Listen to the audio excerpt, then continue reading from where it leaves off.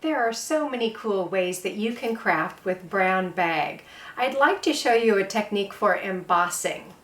Sometimes when brown bags are not available, I like to use the rolls of craft paper. You can buy these at the hardware store. So the first step is to build up the layers just like you would with brown bag. I've cut off a piece of the craft paper and I've just folded it into thirds, and using the Eco Heidi technique of squeegeeing on the glue, just spread it out and use your plastic card to smooth it over the surface of your paper. This gives you a really nice smooth coat of glue.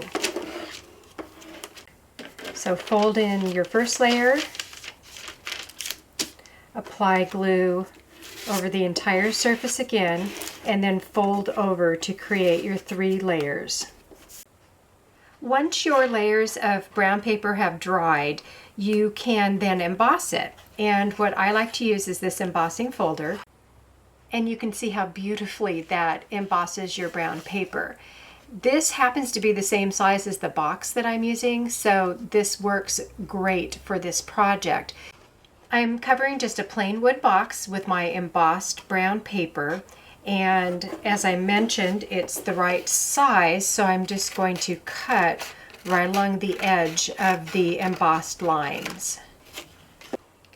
I am going to use the same squeegee technique to apply my glue, and you can see that I have a pencil line here. That's where the lid comes down to, so I don't want to glue the paper above that line.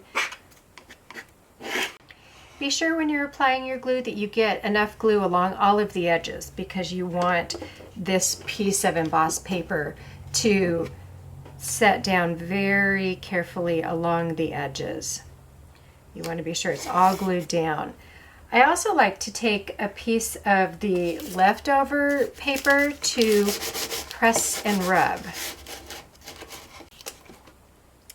You can use your scissors to cut that extra off right along the bottom. That way you know that you have a nice straight line that covers that entire edge.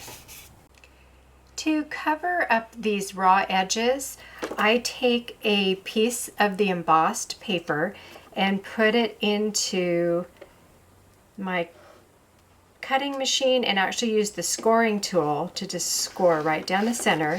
So that makes it much easier for me to fold this over the edge. So what you want to do is you want to glue this right over the corners. Once all of your glue has dried on your paper, then it's time to go ahead and start painting. And you can pick any color that you would like to match your decor. Paint the entire box inside and out and set it aside to dry.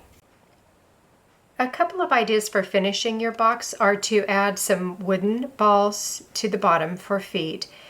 For the actual finish over the embossed area, you can sand it back with sandpaper to reveal a little bit of the brown bag. And I also like to coat it with the spray acrylic sealer, the Aleene's Gloss finish. And I love to use, for an effective metal, the Rub and Buff Silver Leaf.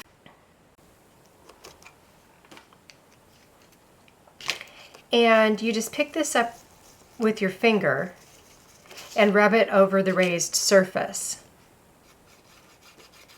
A lot of people ask me what Rub and Buff is exactly. It's a combination of carnauba waxes, fine metallic powders, and some pigments. So you just rub over the entire surface.